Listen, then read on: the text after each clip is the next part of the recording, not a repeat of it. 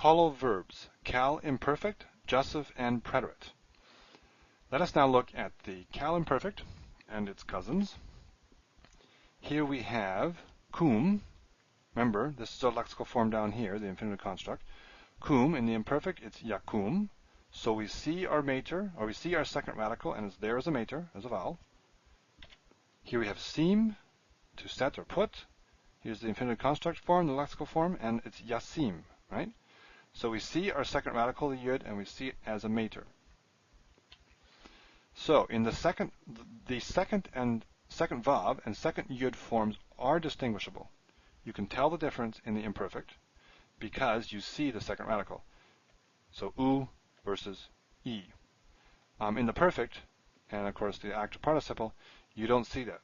Sam, kam. How would you know? You wouldn't know unless you had some of these other forms to work with. So we've already said all that. That's just by way of review. The third point here is important. The prefix vowel is a comet. This is an important marker. Okay? I'm talking about this one here. So we have yasim, yakum. Now if you look at your table, your chart at the back of the book, page 544 if you're working with Ross, look at your strong verb paradigms and let's look at the prefix vowels for the imperfect. For Qal, we have hidik. For nifal, we have hidik. For pl and pual, we have shava, right? That was an important marker, so both have shava. Hitpile, we go back to a hidik. Hifil, we have patach. Remember, this is from the A class prefix vowel plus I class theme vowel. Now, this is important because if you look at a verb like yasim, you may say, oh, this is A class and that's I class. But remember that for the hifil, we're always talking this patach. Okay? We're not talking comets. Plus, you're missing one letter there anyway, but that could throw you. So remember, with the hifil, it's the patach we're dealing with. Hofal, we have what may look like a comet, but it's not. It's kamet hatuf. Let me write it down here. Oops, wrong slide. Here. So if we do the comets or the hofal on the strong verb, imperfect 3ms, yof. Oops, let me get that right. Yof, kad. That's a patach there. So what we have here is we have the accent at the end because it's not marked, and if it's not marked, it's at the end by default. We have consonant, vowel, consonant with this symbol. And if we have this symbol in a closed, unaccented syllable, then we know it's kamet hatuf, the short O. This one is in an open syllable, yasim, just consonant, vowel, and then we start a new syllable. So these are two different things, so don't get those confused. Because this kamet is an important marker of the hollow verbs. We'll also see it in the geminates. So think hollow or geminate when you see a kamet. Just don't confuse it with this hofal, which has the kamet hatuf. So much for our strong verbs. Our strong verbs have these. Let's flip the page. First, gutturals. Do we have anything new? Well, we have the segol in some forms, right? But still no comets. Segol, we have a tsere. In the nifal, we get compensatory lengthening because you can't double the first radical if it's a guttural, and so you hidik lengthens. Okay, we have the comets or the patach again for the hifil. We have the hofal again has a little metheg there, but this here is again the kamet hatuf, short O. First aleph, there's some first alephs that have a holum.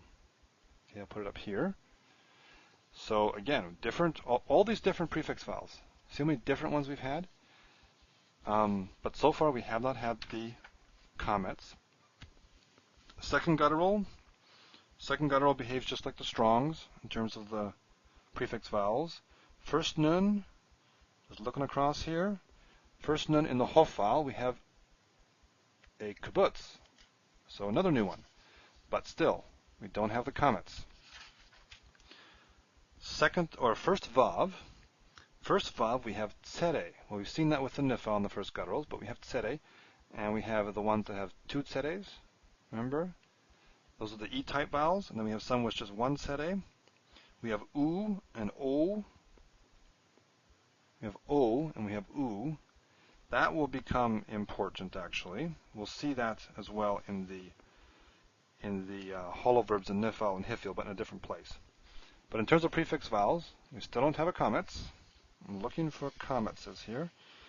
And in the true first yuds, running out of space here, we have hidik yud, and we have tsere yud. Okay, all these different prefix vowels. Prefix vowels are important clues to what kind of verb you're dealing with. In the three heys, it's just like the strong verbs, which makes sense because three hey, the activity is at the end, not the beginning. And finally, we come to our hollow verbs. So, all this detail here, simply to say that when you see a comments, you need to be thinking comments prefix vowel. That is okay. You need to be thinking hollow, and as we'll see in the next chapter, hollow or geminate. Important marker. Now, given that we're looking at our tables as well, let me mention, if you look at the hollow verbs in Ross, page 553, you'll see he has 4 columns in the cow. He has kum, that's the first column. That's this one here. So, kam is what you see at the very top. Kam, kama, etc. is that one. His first column. This one, sim, so sam, sama, going from the top, that's his 4th column. The middle 2 columns are statives. So we'll deal with those in a separate module. The first column, kum, is 2 vav. You may want to write that at the top. And the 4th one is the 2 yud. The 2 in the middle are statives. These 2 are non-stative, dynamic verbs. Okay. Have I said everything I want to say? No, I haven't. Look at that. Okay. What else do we have in the imperfect?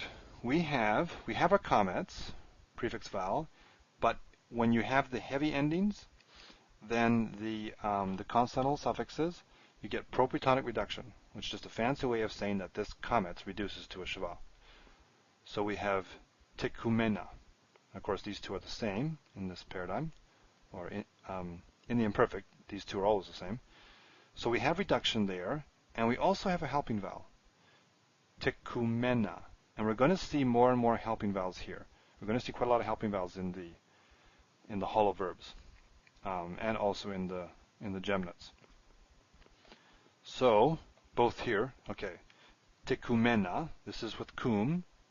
Same behavior with sim, tisimena. Okay, reduction there. Not a big deal, but just to note it. So helping vowel segol and propretonic reduction. This is where the comments goes to a shava, vocal shava. Okay, 2 other things here. I simply want to talk about the jussive and the preterite.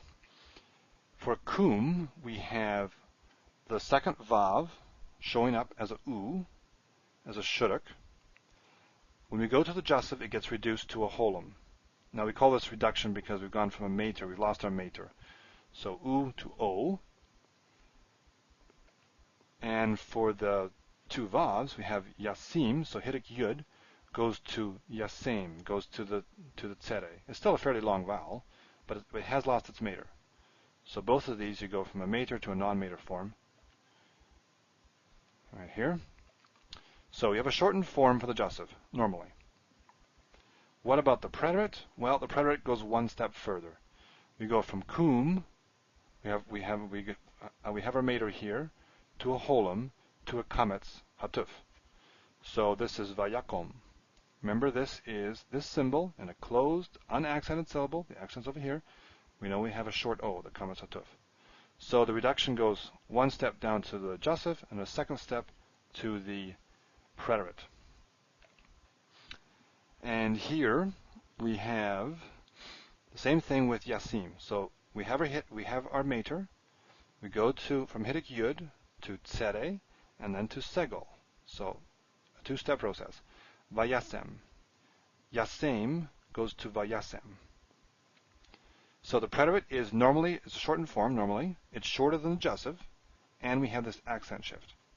So we don't have the accent shift with the jussive, just with the preterite.